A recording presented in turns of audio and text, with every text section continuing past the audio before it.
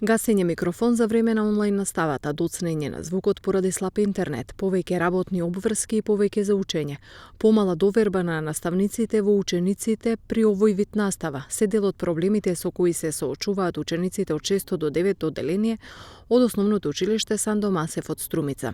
Ученичкиот парламент во декември 2020 година го спровел истражувањето со цел да се воочат искуствата од основците кои следат онлайн настава, па преку заклучоците да ги испланираат и понатамошните активности. Јас заедно со членовите на ученичкиот парламент изработивме анкета, истражување на тема дали има проблеми во одржувањето на онлайн наставата. Имавме идеја. Идејата ни беше, бидејќи за прв пат во Република Северна Македонија има стедање на настава од дома, поради пандемијата што е во тек, ние учениците и наставниците оваа учебна година ја почнавме со стедање на настава од дома. Часовите се со скратено време со времетрајање од по 30 минути.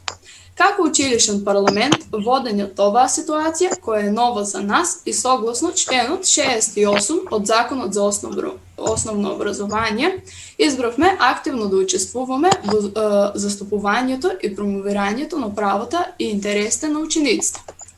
Како ја спроведовме идејата? Избравме тема. Темата ни беше одржувањето на онлайн наставата во услови на пандемија. Имавме и цел. Целта ни беше да дознаеме мислењето на учениците од 6 до 9 одделение за проблемите кои се јавуваат при следење на онлайн наставата и да можеме да дадеме придонес на подобрување на истата. Изработивме прашалник со помош на психологот на училиштето, го поставивме прашалникот на форум со соработка на наставничката по информатика Антонија Попманова. Анкетиравме 316 ученици од 6 до 9 одделение.